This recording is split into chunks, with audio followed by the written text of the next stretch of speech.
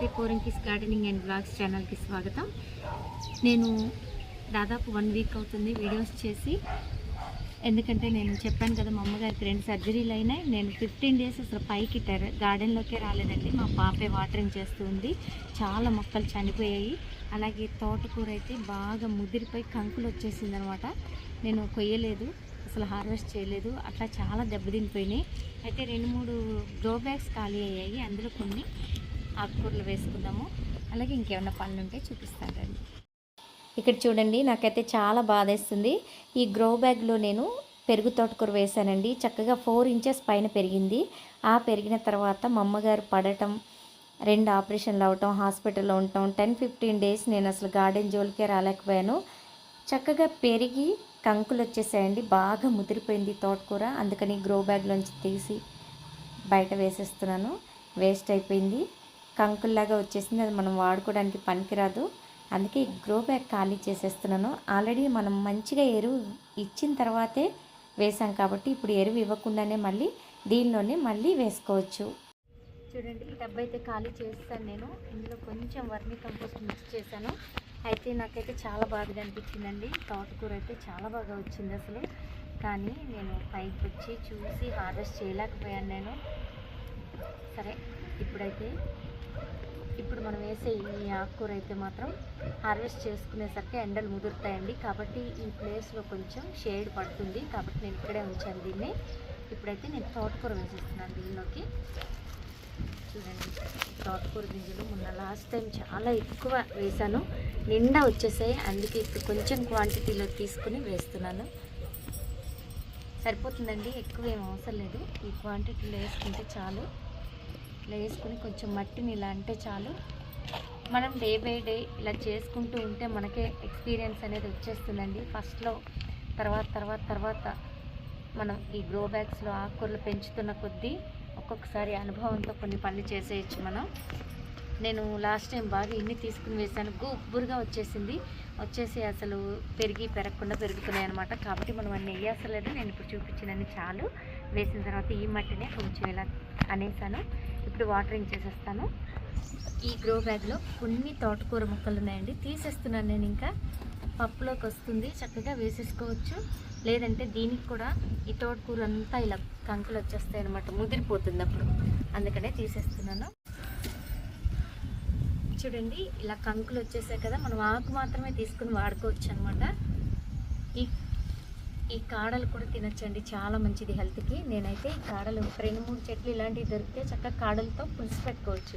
చాలా బాగుంటుంది, హెల్త్కి అయితే చాలా మంచిది. నేను ఇప్పుడు ఈ తోటకూర అయితే ఈ బుట్టలో పెట్టేస్తున్నాను. అయితే ఈ గ్రో బ్యాగ్ ఖాళీ అయిపోయింది కదండి, దీనిలో పాలకూర వేద్దాం ఈసారి.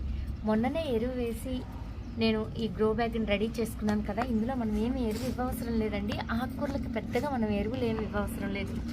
ఎందుకంటే ఒక 2-3 సార్లు మనం ఆకుకూరలు పండించుకున్న తర్వాత మళ్ళీ ఎరువు ఇవ్వచ్చు.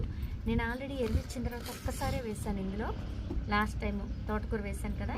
ఇప్పుడు దీన్ని మట్టినంతా ఒకసారి ఇలా అని మట్టిని బాగా లూజ్ చేసుకోవాలి. దీనిలో మనం పాలకూర గింజలు వేద్దాం ఈసారి. చూడండి, ఇప్పుడు మట్టి అంతా ఇలా నేను చక్కగా చదునుగా చేసుకున్నాను కదా. పాలకూర వేస్తున్నాను ఇందులో. పాలకూర గింజలు ఇలా చేతిలోకి తీసుకుని ఈ 2 ఫింగర్స్కి ఎన్ని వస్తే అన్ని ఇట్లా గుచ్చేయాలండి. 1 ఇంచ్ లోపలికి మట్టిలో చూడండి, ఇక్కడ 1 ఇంచ్ లోపలికి నేను పెడుతున్నాను చూడండి. ఇలా సుమారుగా ఇంత లోపలికి వెళ్ళేలాగా గుచ్చేస్తే చక్కగా మనకి ఫ్రెష్గా దూరంగా పాలకూర వస్తుందన్నమాట. చూడండి, నేనైతే ఫాస్ట్గా పెట్టేస్తున్నాను. పాలకూర మాత్రం మనకి ఎప్పుడు చాలా హెల్తీగా వస్తుంది. ఇలా కొంచెం ఓపిక చేసుకొని పెట్టుకుంటూ ఉంటే పాలకూర చక్కగా ఫ్రెష్గా హెల్తీగా వస్తుంది. ఇలా పెట్టేయడమేనండి మొత్తం టప్ అంతా. నేను ఎప్పుడు మీకు పాలకూర నాటడం చూపిస్తూ ఉంటాను కదా. పోరంకిస్ కిచెన్లో Poranki's gardening and blogs videos చాలా ఉన్నాయండి. ఈ గార్డెన్ వీడియోస్ తప్పకుండా పోరంకిస్ కిచెన్ సబ్స్క్రైబ్ చేసుకుని అందులో చూడండి, మీకు చాలా గార్డెనింగ్ వీడియోస్ దొరుకుతాయి. నేను రీసెంట్గానే ఈ ఛానల్ పెట్టాను కాబట్టి ఆ పాత వీడియోస్ మీరు చూడలేదు. ఇప్పుడు మీరు వెతకండి, దొరుకుతాయి. చాలా మంచి వీడియోస్ ఉన్నాయి. మిడిల్ ఆఫ్ ది సమ్మర్ అంటే మే నెల, ఏప్రిల్ నెలలో మనకి హార్వెస్ట్లు పెద్దగా రావు కదండి. ఆ టైంలో తప్పకుండా నేను రీఅప్లోడ్ చేస్తానన్నమాట. పోరంకిస్ కిచెన్లో నుంచి వీడియోస్ గార్డెన్లోకి పెడతాను, అప్పుడు చూద్దరు.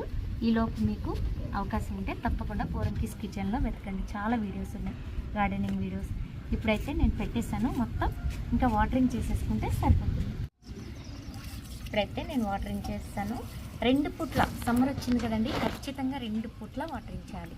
అప్పుడు మాత్రమే ఆకుకూరలు చాలా హెల్తీగా పెరుగుతాయి.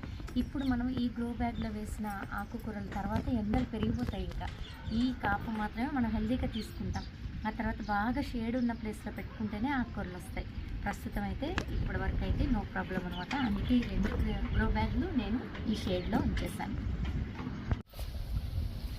ఇక్కడ చూడండి, ఈ గ్రో బ్యాగ్లో చుక్కకూర హెల్తీగా ఉంది. చూడండి చుక్కకూర ఎంత హెల్తీగా ఉందో. ఇది కూడా అంతేనండి, నేను పట్టించుకోలేదు. హాస్పిటల్స్ చుట్టూ తిరుగుతూ ఉన్నాను. ఈ 15-20 డేస్ నుంచి సరిగా పట్టించుకోలేదు, అయినా కూడా చాలా ఫ్రెష్గా ఉంది. మా పాప అయితే కంప్లీట్గా వాటరింగ్ చేస్తూ ఉంది రెగ్యులర్గా. ఆకులు అయితే చూడండి ఎంత ఫ్రెష్గా ఉన్నాయో. మనం ఆకులు కట్ చేసుకుందాం, కొంచెం లేత కొమ్మలు ఉంచుకుని ఆకులు కట్ చేసుకుంటే చాలా బాగుంటుంది. ఇది మా అమ్మగారికి చేసి పెడదామండి. ఆవిడ పుల్లగా ఉంటే చాలా ఇష్టంగా తింటున్నారు. మొన్న నేను చుక్కకూర చేసి పెడితే ఆ రోజు మొత్తం చుక్కకూరతోనే తిన్నారు.